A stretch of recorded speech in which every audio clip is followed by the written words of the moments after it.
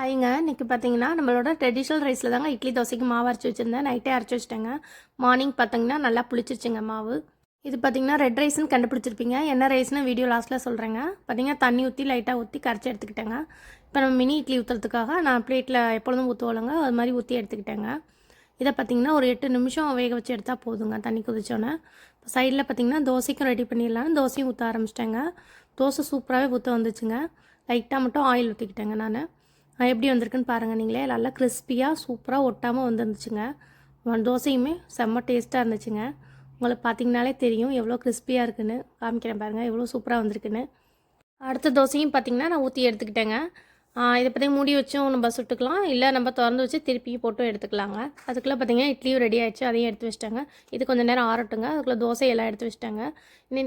நம்ம இட்லி வந்து ஒரு 5 மினிட்ஸ் ஆறினா போதுங்க. நம்ம கையிலே ஈஸியாக எடுக்க வந்துருச்சுங்க. எவ்வளோ சாஃப்டாக இருக்குதுன்னு பார்த்திங்கனாலே உங்களுக்கே தெரியும். இதோட மெஷர்மெண்ட் எல்லாமே இதில் நான் ஆட் பண்ணியிருக்கேங்க. இது என்ன அரிசின்னு பார்த்தீங்கன்னா காட்டியான அரிசியில் தாங்க இன்றைக்கி இட்லியும் தோசையும் பண்ணியிருந்தேன். அதுக்கு பார்த்திங்கன்னா கருவேப்பிலை போட்டு தேங்காய் சட்னி தாங்க அரைச்சிருந்தேன். இந்த ரைஸில் கிளைசமிக் இன்டெக்ஸ் பார்த்திங்கன்னா கம்மியாக இருக்குங்க. ஸோ சுகருக்கெல்லாமே ரொம்ப நல்லதுன்னு சொல்கிறாங்க. இந்த ரைஸில் இட்லியுமே சூப்பராக வந்துருந்துச்சுங்க. டேஸ்ட்டுமே சூப்பராக இருந்துச்சுங்க. ரெட் ரைஸ் பற்றி ஆல்ரெடி நான் வீடியோ போட்டேங்க. அது கீழே அட்டாச் பண்ணுறேன். பார்க்கலன்னா கண்டிப்பாக பாருங்கள். நம்ம நெக்ஸ்ட் வீடியோவில் பார்க்கலாம். பாய்ங்க.